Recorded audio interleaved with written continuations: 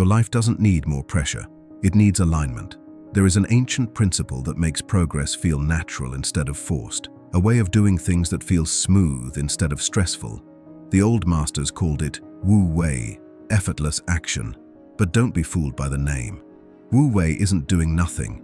It's removing the friction inside you so that action becomes the most natural thing in the world. And the strange part is, you've already tasted this state before. When you were so absorbed in something you loved that time disappeared. When something felt easy not because it was simple, but because you weren't fighting yourself. Wu Wei is that feeling, made intentional. To understand how it works, let me tell you about Daniel. Daniel wasn't lazy, but he felt like every day he was pushing a heavy door that refused to open. He'd wake up motivated, full of plans. But by noon he was exhausted, overwhelmed, irritated by things he didn't even care about. It wasn't his job, it wasn't his environment, it wasn't even his goals. It was the tension inside his mind, invisible yet constant. He wanted to exercise, but his body resisted. He wanted to stay focused, but his thoughts scattered. He wanted peace, but noise filled every corner of his day. Daniel's problem is the modern problem.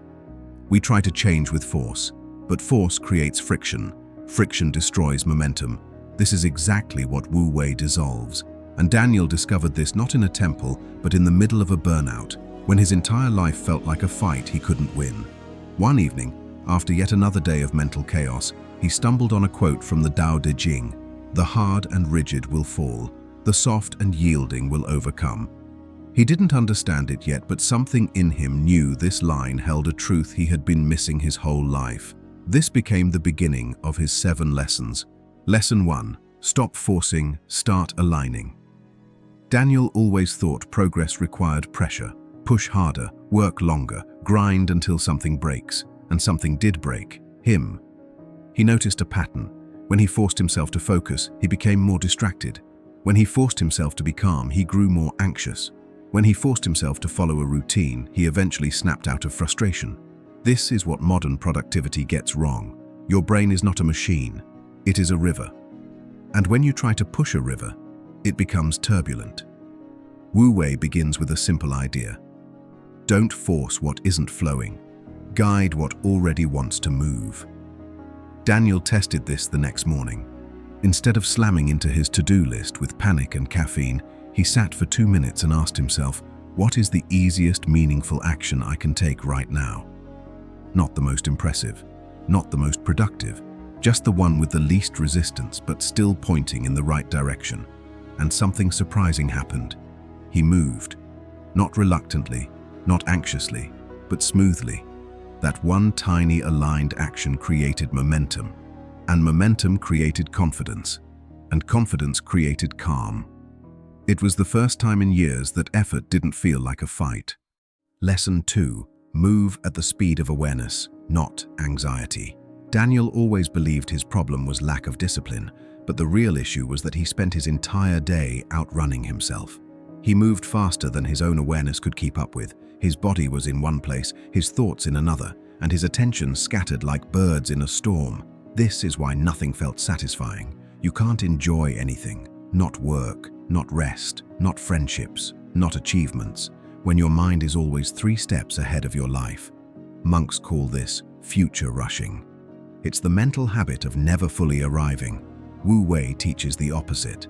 Move at the speed where your attention can stay whole, because happiness only exists where attention rests. Daniel tested this one afternoon. Instead of multitasking his way into another headache, he slowed down, not in laziness, but in intention. He answered one message fully, then closed the app before opening the next. He finished 1 glass of water before refilling it. He took 1 breath before speaking in a meeting. And a strange thing happened.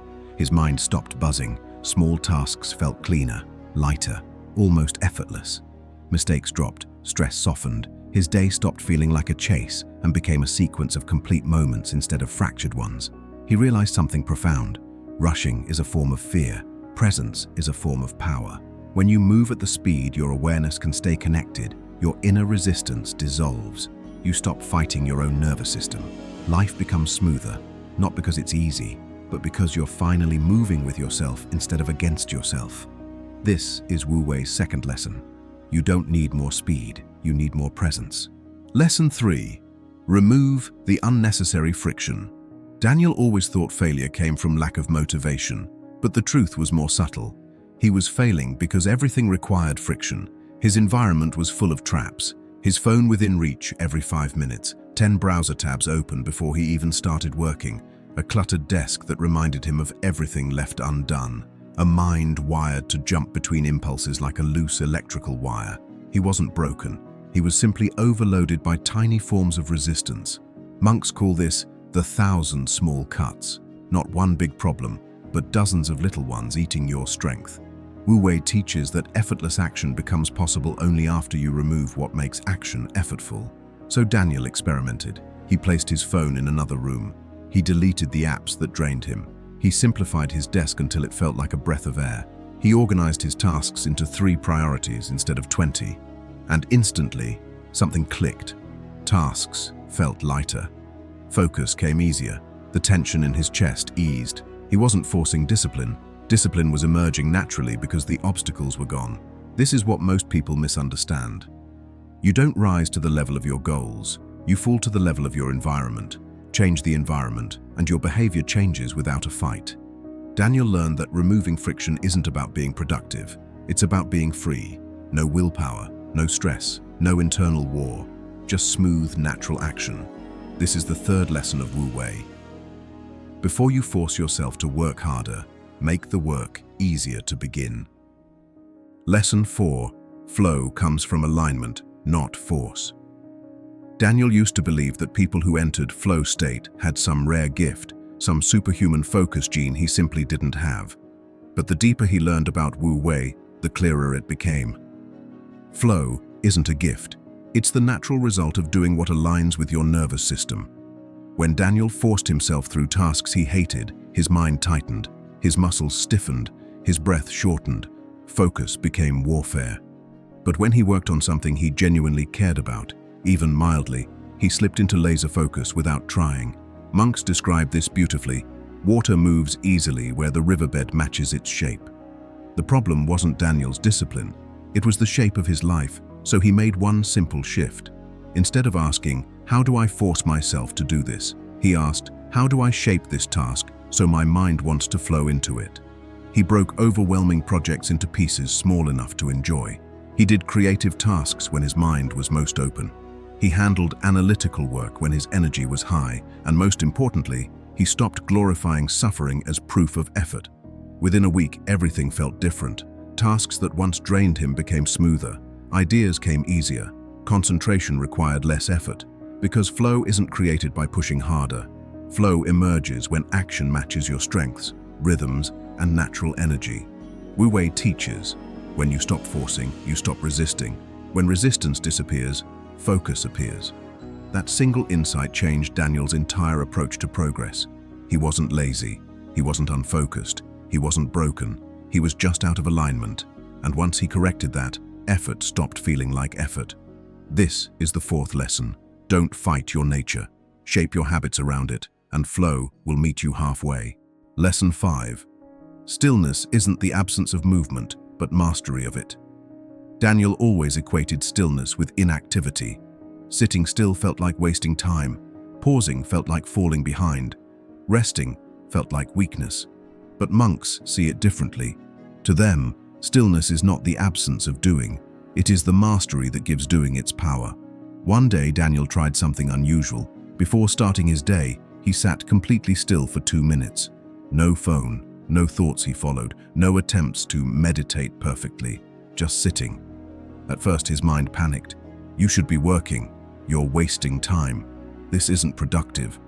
That inner restlessness, that panic of pause, was the exact reason his happiness had been collapsing. Stillness reveals your internal chaos, and once revealed, it loses its power. As Daniel continued practicing small pockets of stillness, he noticed something. He began reacting less. He paused before speaking. He saw emotions as waves, not commands. His attention sharpened. Even his decisions became cleaner, because stillness trains your nervous system to respond, not explode. Monks say it simply, a mind that cannot be still will never know peace. In those moments of quiet, Daniel discovered something profound. Stillness is not stopping life. Stillness is meeting life from a position of power. When your mind settles, your actions become intentional, your emotions become understandable, your impulses become optional. He realized that happiness doesn't require constant movement. Happiness grows in the space between movements, in the clarity left behind by stillness. And slowly the world felt less threatening. Work felt less overwhelming. Life felt less like a storm he had to outrun. This is the fifth lesson of Wu Wei. You don't find peace by escaping movement. You find peace by mastering the space within it. Lesson 6. Letting go is not losing control, it's regaining it. Daniel grew up believing that control was the key to happiness. Control your schedule, control your emotions, control your future, control everything, or everything will collapse. But the more he tried to control life, the more anxious he became. Because control is exhausting. Life refuses to obey. When he studied Wu Wei deeper, he discovered something monks understand that most people don't. You don't need to control life to be at peace. You need to stop fighting the parts you can't control, not surrender, not apathy, not letting the world walk over you. Just a simple shift. Stop spending your energy where you have no influence. Redirect all of it where you do.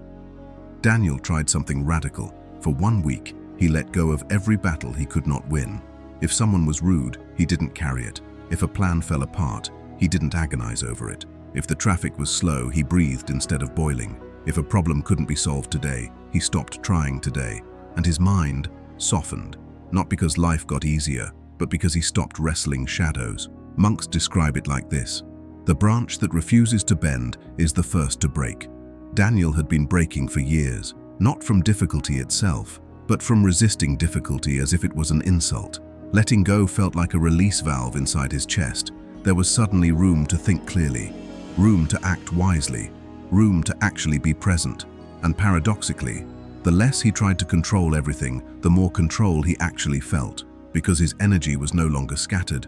His decisions were calmer, his responses were cleaner, and happiness began showing up in the space where tension used to live. This is the sixth lesson of Wu Wei. Letting go isn't giving up. It's choosing strength over struggle, clarity over chaos, peace over pressure. Lesson 7. The happiest life is the one lived with less effort and more meaning.